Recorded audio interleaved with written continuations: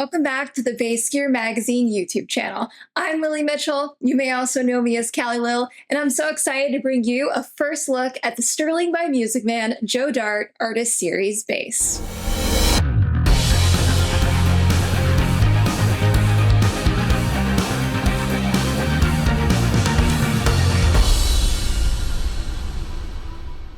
Alrighty, so the first thing you're going to notice about this bass is that it is the spitting image of its parent, the Ernie Ball Music Man Joe Dart bass.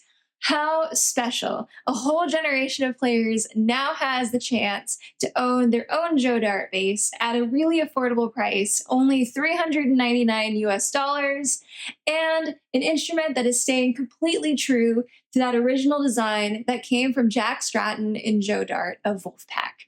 Personally, I think this bass's superpower is its simplicity, and I think they did too when they first designed it, because it is a simple ceramic passive humbucker at the bridge, one volume knob, this giant, super funky, cool toaster knob, and a really slim, fast neck with a 1.5-inch net width. The body itself even feels a little bit slimmer and smaller because it's a Sterling body shape and not a typical Stingray body shape. That being said, no wonder these basses broke the internet back in May when they had a blazing 1-month pre-order for that very first batch. I think 4,722 of them sold. Just mind-blowing stuff here. But anyway, when I put this little demo together for you, my goal was to show you this bass's versatility, because it's not a bass that would seem like it would be versatile. Because it doesn't have a tone knob and maybe some more sophisticated electronics, you would think that it couldn't do as much, that maybe it would only be good for making Joe Dart sounds. Nope, that was not the case. Instead, I focused on letting the bass shine through a variety of styles and techniques. Everything from fingerstyle to a felt pick to some thumb with palm muting. I messed around with playing with some different areas over the pickup, and really just things that I don't even normally do because the bass inspired me to get outside of the box. As always, I ran it through a super clean amp and cabinet model into my DAW for the purest listening experience. And before we get started, don't forget you can visit bassgearmag.com to read my full in-depth review.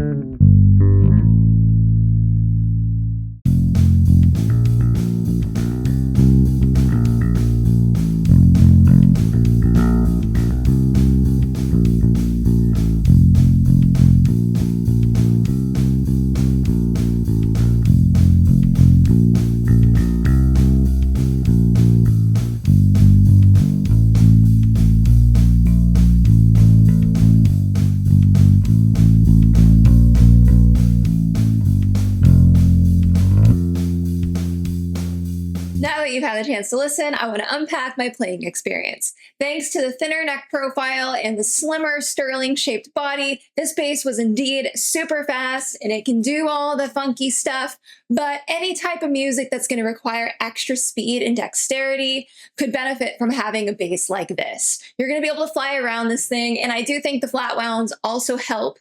As for the voice and tonality of this bass, it is just as distinct and individual as the tone that comes from Joe Dart's hands.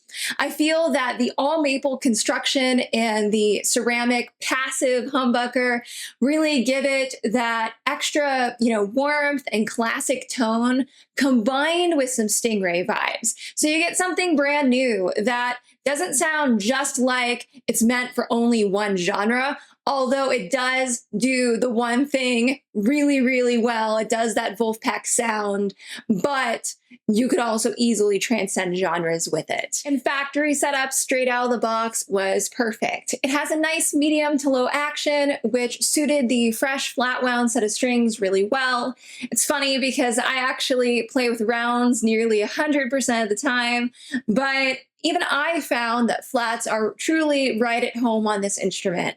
They're perfect for complementing those warmer tones that I was referencing a second ago. And the only spec that I found to be a tiny bit challenging is that this specific bass weighed in at 9.7 pounds, which for me is just a little bit on the heavy side, but ultimately no big deal because I could just use a wider strap and I would be okay on a gig. But for you, that's just something to be aware of. I know weight when it comes to basses can be really subjective. And all in all, I think Sterling by Music Man has knocked it out of the park with this Joe Dart Artist Series bass. It is high performing, it is super affordable, it's super fun, and it really gives you a chance to take Joe Dart's signature bass for a test drive, to step in his shoes, but to ultimately make it your own too, especially now that so many players are going to be able to get one. And it really captures everything that we would want and expect even from the Ernie Ball Music Man model, but now in this more accessible package. So thank you so much for watching. I would love to know what you think in the comments. How would you use this bass in your music? And don't forget to like and subscribe, and we'll see you in the next one. Bye-bye.